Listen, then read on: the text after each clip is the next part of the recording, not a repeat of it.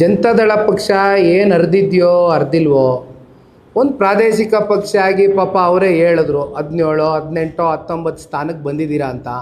Sir, ಈಗ ಹೊಸದಾಗೆ social ಮೀಡಿಯಲ್ಲಿ ಒಂದು ದೊಡ್ಡ ಸಂಚಲನ ಸೃಷ್ಟಿಯಾಗಿದೆ, ತಾವು ನೋಡಿರ್ಬೇಕು. ಒಂದು 2-3 ದಿನದಿಂದ ಕಾಕ್ರೋಚ್ ಜನತಾ ಪಾರ್ಟಿ ಅಂತ ಅಲ್ವಾ. ಒಂದು ಕೆಲಸ ಮಾಡಲಿ, ಅವ್ರಿಗೆ ಹೊಸದಾಗೆ ಪಾರ್ಟಿ ಕಟ್ಟಿ ಅಂತಕ್ಕಂಥದ್ದನ್ನ ನಾನು ಅವ್ರ ಮೇಲೆ ಒತ್ತಡ ಹಾಕಕ್ಕೆ ಹೋಗಲ್ಲ. ಯಾಕೆಂದರೆ ಪಾರ್ಟಿ ಕಟ್ಟೋದು ಸುಲಭ ಅಲ್ಲ. ಕಾಕ್ರೋಚ್ ಪಾರ್ಟಿ ಅಂತ ಹುಟ್ಟಿದೆಯಲ್ಲ, ಸೋಷಿಯಲ್ ಮೀಡಿಯಾ ಇವತ್ತೇನು ಭಾಳ ಒಂದು ದೊಡ್ಡ ಮಟ್ಟದಲ್ಲಿ ಸಂಚಲನ ಸೃಷ್ಟಿಯಾಗಿದೆ.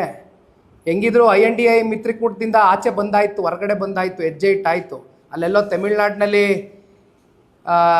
DMK ಜೊತೆಗೆ ಕೈ ಜೋಡಿಸಿದ್ರಿಂದ ಹೆಂಗೋ ಒಂದು 5 ಸೀಟು ಗೆದ್ಕೊಂಡು ಗೌರವ ಉಳಿಸ್ಕೊಂಡ್ರು ಪಾಪ. ಈಗ ಕೊನೆಗೆ ಅವ್ರಿಗೂ ಚೂರಿ ಚುಚ್ಚಿ ಅಲ್ಲಿ TVK ಜೊತೆ ಸೇರ್ಕೊಂಡಾಯಿತು, ಅದರಿಂದ ಹೊರಗಡೆ ಹಾಕಾಯ್ತು ಅವ್ರನ್ನ, ಹೌದಲ್ವಾ. ಒಂದು ಕೆಲಸ ಮಾಡೋಣ, ಪ್ರಾದೇಶಿಕ ಪಕ್ಷ ಕಟ್ಟಿ ಅಂತ ಆ ಒತ್ತಡಕ್ಕೆ ನಾನು DCM ಅವ್ರನ್ನ ಸಿಕ್ಸೋದಿಲ್ಲ.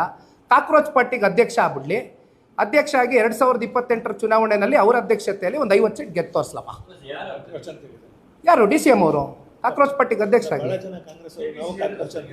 ಅಲ್ಲಾಗ್ಬಿಡ್ಲಿ ಸರ್. ನಮ್ಗೆ ಕೇಳಿದ್ರಲ್ಲ, ಪ್ರಾದೇಶಿಕ ಪಕ್ಷ 17 ಸೀಟು, 1 ಸೀಟು, 2 ಸೀಟು ಅಂತಾರಲ್ಲ.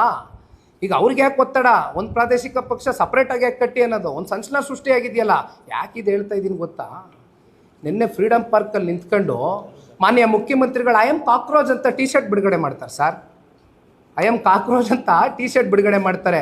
ಸೊ ಎಂಥ ದುರಂತ ಅಂದರೆ ಕಾಂಗ್ರೆಸ್ ಪಕ್ಷದ್ದು ಸೋಷಿಯಲ್ ಮೀಡಿಯಲ್ಲಿ ಆಗಿರ್ತಕ್ಕಂಥ ಒಂದು ಸಂಚಲನ ಏನಿದೆ, ಅದು ಏನೂ ಎತ್ತ ಆಳ ಅಗಲ ಡೀಪ್ ಅನಾಲಿಸಿಸ್ ಮಾಡ್ದಿರಾ ಹೋಗಿ ಆ T-ಶರ್ಟ್ ಇಟ್ಕೊಂಡು ನಿಂತ್ಕೋತಾರೆ ಅಂದರೆ, ಅಲ್ಲಿ INDI ಮಿತ್ರಕೂಟದಿಂದ ಹೊರಗಡೆ ಹಾಕಿದ್ಮೇಲೆ ಇನ್ಯಾವ ಹೀನಾಮಾನದ ಸ್ಥಿತಿ ಕಾಂಗ್ರೆಸ್ನವ್ರು ಬಂದ್ಬಿಟ್ಟಿದ್ದಾರೆ ಅಂತ ಪಾಪ ನಾನು ನೋಡಿದ್ರೆ ಅವ್ರ ಪರವಾಗಿ ನನಗೆ ಆತಂಕ ಆಗ್ತದೆ. ಅದಕ್ಕೆ ಅಲ್ಲೇ ಅಧ್ಯಕ್ಷ ಆಗಿ ಒಂದು 50 ಸೀಟ್ ಗೆದ್ದು ತೋರಿಸ್ಲಿ.